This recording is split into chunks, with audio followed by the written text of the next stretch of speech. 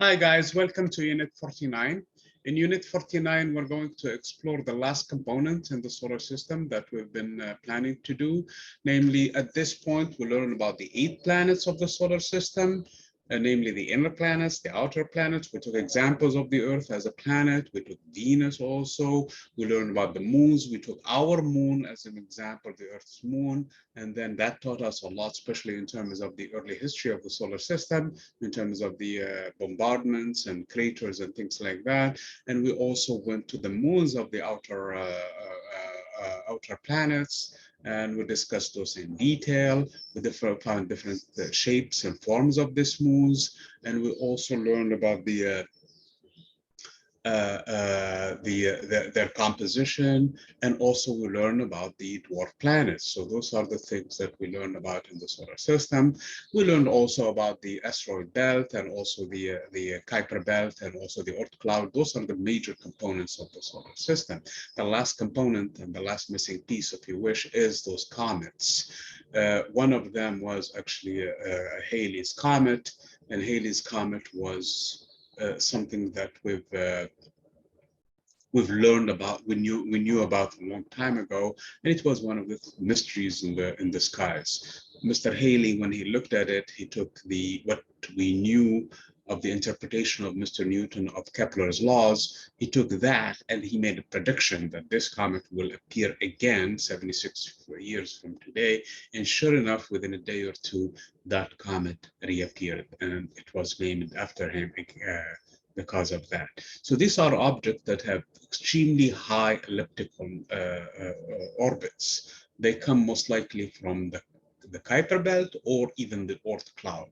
So imagine that you have passing by star that will have happened a long time ago, and because of the very far away orbit of this object, so they are coming from very far and they come in very close to the sun. As they come near the sun, they pass in our sky with that beautiful shape. So the shape basically made up of two main components. You have the head and you have the tail, and the tail is always pointing away from the sun.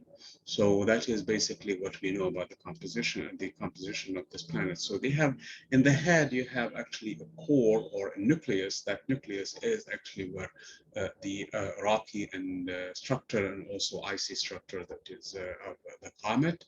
And then in the tail is, you have two actually types of tail. You have an ions version of the tail, and you have the dust that is basically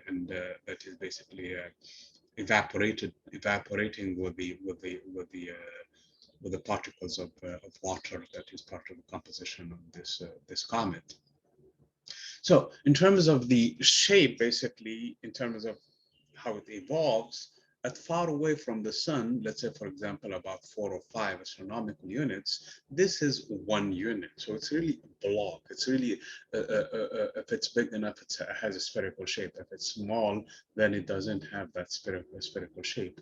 So, and we landed on them, and we basically have also, no, I'm sorry, we didn't land on, but we collected materials off of them, so we know what they are made up of, and also we did spectral analysis based on the light that is emitted from the tail, and we know also their structures. So based on this information, we know that because of the icy structures far away from the sun, they have this, they're basically frozen ice.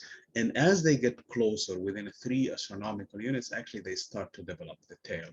They start to melt, and as they melt, the lighter part are basically dragged with the heavy part, which is in the head, which is in the nucleus. So again, as I was saying, because of the radiation pressure from the sun emits radiation, which is what we use for light here on Earth, that exerts a pressure. That pressure is the one that actually pushes the tail in the opposite direction. There are 2 mechanisms in here involved. One of them is radiation pressure, the other one is the magnetic field of the Earth. The magnetic field of the Earth interacts with the charged particles, and that's where the ion tail develops.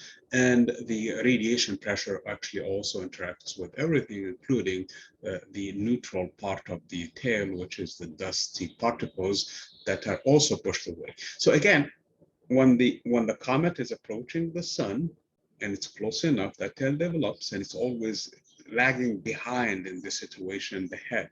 When the comet makes the turn and comes back in the opposite direction, it's always pointing away. And in this case, the tail is actually ahead of the nucleus. So in this case, so imagine that this is the head and the sun is on this way. So now when we are approaching, then when we are moving away, the tail is actually in front of the head. So it's always pointing away from the sun. And of course, when it moves away within 3 astronomical units, it starts to, which is 3 times the distance from the Earth to the sun, about 3 times. So it takes a little bit outside of the orbit of Jupiter. At that point, it starts to freeze again. Sorry, did I say Jupiter? It's actually Mars. About 3 times, slightly away from Mars. At that point, it starts to freeze again and become a solid rock. And again, it's going to go to where it came from, either the Kuiper Belt or the Oort cloud, and then it's going to repeat this cycle again, with the exception of a few of them that are probably coming from outside of the solar system. One of them is Oumuamua, and this was a few years back. And because of its velocity, we know this must not have come from the Oort cloud or even or the Kuiper belt, because of the fact that it is moving too fast. So it must be an extra solar, basically. It's coming from outside of the solar system, and it approached actually the sun and then continued on its way back, and we discovered that one. So again, those are actually comets too, and there is a debate now in the astronomical community whether or not Oumuamua was a really artificial object, namely indicating of extraterrestrial life, that there is life out there that has made it, or it's of natural origins. In this case, you don't need ET for it to explain its origins. So this is the comets in general. At times, because of the fact that when the comet passes by, it's going to leave some debris and dust in its wake. And as the Earth passes around that path, basically all of the then that debris, those particles, start to enter our atmosphere and burn. And this is what we call meteor showers. This is the shooting stars that we call them that way. And they happen on specific dates of the year. The next one is going to be May 6th. And we name them actually from